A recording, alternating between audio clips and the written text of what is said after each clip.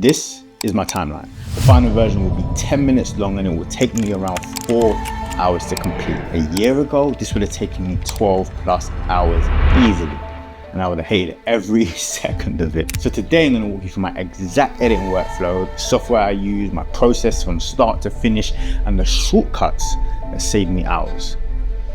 Let's get into it. Everything, who and the what and the where, I need everything. Trust me, I hear what you're saying. First, let's talk about what I actually use to edit. So I edit in Premiere Pro and I color grade in DaVinci Resolve. Why? Because I have all my power grades set up in DaVinci, which literally makes the color grading process drag and drop. And likewise, I've been using Premiere Pro for around 8 to 9 years now. So I have so many presets and styles saved that just save me a bunch of time when it comes to editing. And for me, it's not really about is one better than the other. It's more about what works and allows me to get the job done. And using both is just a powerful combination, in my opinion. My advice is don't get stuck in software paralysis. Just pick one, learn it, and move on. Speaking of moving on, before we do that, here are some other tools I use in this process. Recently, I've been testing out both Descript and Gling AI, basically to cut out all the pauses, repeated words, and bad takes, so we can go from raw footage to a rough cut as soon as possible. And using these tools get you around 80% of the way there in a fraction of the time it would take for you to do it manually. For my thumbnails, I use Canva. That's my go-to every time. For music, I currently use MusicBed as I really love their library and they ensure that I don't get any copyright strikes, so they're pretty good. And for sound effects, I currently use Artlist.io. What's really cool about them is that they have this plugin which you can use directly inside Premiere Pro, meaning you never have to actually leave the software, and when you want to download a sound effect, it ends up directly in your project. Pretty efficient if you ask me, and I will link all 3 of these in the description below for you to check it out for yourself. Okay, so here's my workflow now at a high level, and then I'll walk you through each step individually. I have a 6-step process when it comes to my editing. Step 1. We import and organize our footage. Step 2, we'll color grade my footage. Step 3, we get to the rough cut, which we use the software we talked about before. Step 4, B-roll and visual overlays. Step 5, audio and music. And the final step is final polish and exporting our videos. Now let me walk you through each step and show you exactly what it looks like in my process.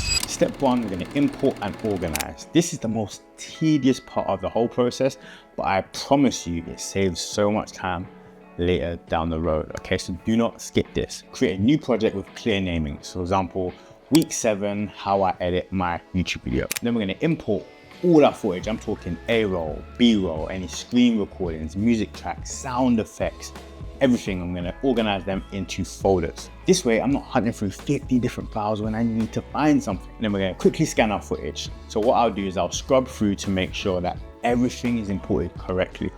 If I have 2 or 3 takes of any certain segment, I watch them at 2 times speed and then select the best take. This takes me around 15 to 20 minutes, but saves me an hour or more of frustration easily down the road. So don't skip this organization part, trust me.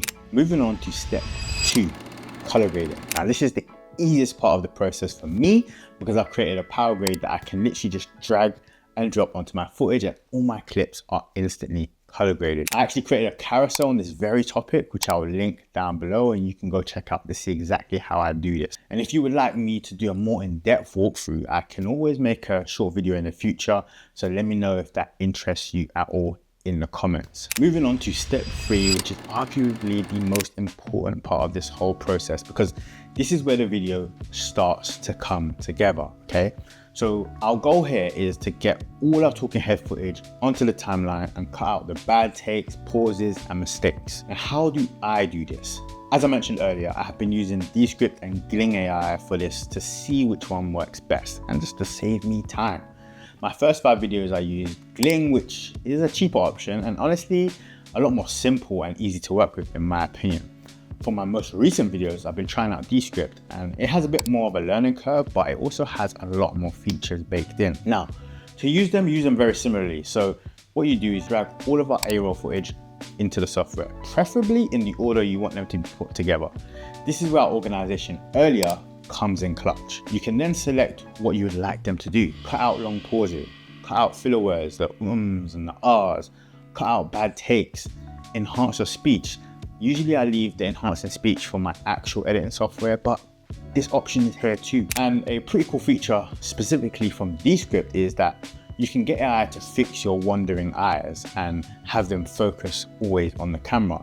This is pretty cool for people who are reading off a teleprompter or who have their script to the right or to the side of them so that they don't keep doing that while they're actually filming. So that's a pretty nice feature in there. Here's a pro tip though. The whole point here is to get through our rough cut in as little time as possible, because honestly, this can take hours if you do this manually, and it will drain your creativity by the time you are finished. The rough cut should be rough. It's supposed to be around 80% done, not 100%. And if you're spending around 3 hours on the rough cut alone, trying to make everything perfect, you're doing it wrong, okay? The rough cut, give yourself around 60 to 90 minutes max, then move on. Your sanity and creativity will thank you later. Don't say I didn't warn you. Understand here, it's not always about speed though. Cutting up the junk and tightening up the pacing really helps viewer retention. Nobody needs to see us taking 3 seconds in between our thoughts.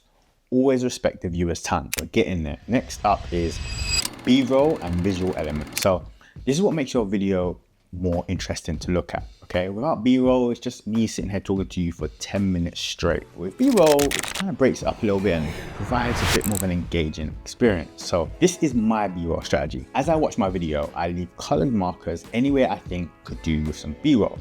Okay, this can be anywhere I need to transition between one section of the video to another, or it can be anywhere I may need to cover up an unwanted facial expression. Hey, it's rare, but it does happen. So that's a cheeky little trick you can use. So how I'll use them is I'll double back, and anywhere I've left a marker, I will then drop in the relevant B-roll clips. So I don't need to continue watching the whole video. I just go straight to the markers, pop the clips in, and we're all good. Okay, and then you can add visual elements as well. So this can be anything from text overlays for key points, lower thirds if you're introducing something, zoom ins on my face for emphasis, etc. This is all done in this sweep. Lastly, if it calls for it, I use screen recordings. This is if I'm showing a website, a software, or my phone. I drop that in here. I've actually done it in this video multiple times. Another pro tip here. Be careful not to overdo it, because if you just spam B-roll every other word, it's going to be super distracting, and actually it's going to harm your video instead of help it. Don't over edit. It's a trap. Remember that. Okay, we are almost there. Now it's time for the audio and music. And this separates amateur videos from more professional feeling ones. First, I make sure my audio is clean. I remove any unwanted background noise, and most editing softwares in this day and age have a noise reduction feature built in, so you can just use that. I then make sure my voice is a consistent volume throughout. Nothing's worse than when you have a quiet section, then you have a loud section, then you have a quiet section. The audience are just going to be confused, okay? And I've said this in videos before, but make sure you're using a mic. Our audience will be listening to us for around 10 minutes, sometimes even more, okay? And we don't want to sound like we're talking through a tin can the entire time. Moving on, I will then add music. Now, I choose usually 2 to 3 tracks that match the vibe of the video, and then I usually rotate these throughout the video just to change up the pacing every now and then. I also have a short snippet for the intro and outro, and I use that in all my videos to create a level of consistency and to develop almost like a unique personality and feel that people can associate with you. But here is where you need to be careful. You need to make sure the music is felt and not heard. If you can't hear yourself clearly over the music, then it's too loud. So I usually set my music to about -25 dB. Lastly, I always fade in and fade out my music, never hard cut it unless I'm doing that for emphasis.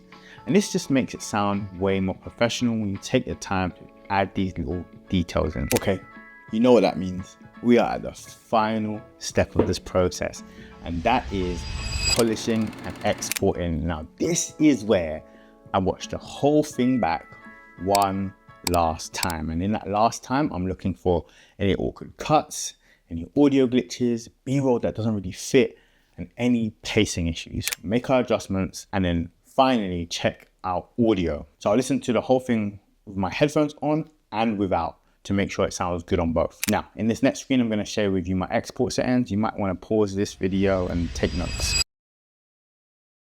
Once those settings are locked in, I will then export it to a dedicated YouTube uploads folder so I always know where to find it. And while that's happening and it's doing its thing, I'll jump out and start working on my thumbnails. All right, before we wrap up here, I'm gonna leave you with these 3 time-saving tips that really help to cut my editing time in half. Number 1, learn your keyboard shortcuts. This is the biggest one. If you're manually clicking through on your mouse through all the menus and every action you take, you're wasting hours of time, literally. So the shortcuts I use the most are cut and split, delete, play, pause, zoom in and out on the timeline, and rip or delete. And then finally adding markers, like I said before. Learn around 5 to 10 shortcuts and you literally cut your editing time in half.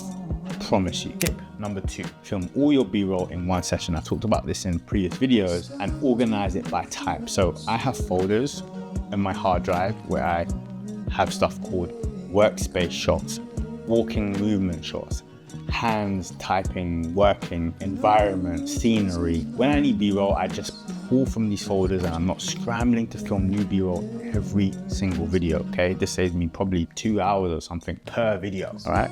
Final tip, use templates and presets, as I also mentioned before. So I have saved lower third templates, text animation presets, color grading, power grades, like I mentioned earlier in the video, audio effects, and transition. You don't want to be creating these manually every single video from scratch, because that's just going to add on a bunch of hours. It's unnecessary, okay? It's unnecessary, I promise you. Work smarter, not harder. Okay, that was a lot that we got through today.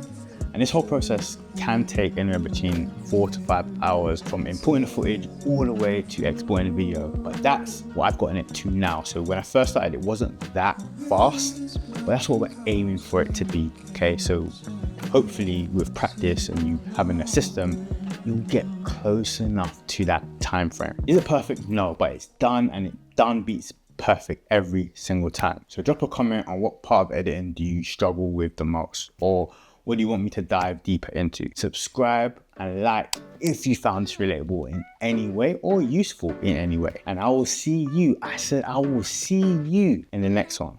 Peace and love every single time. Dennis.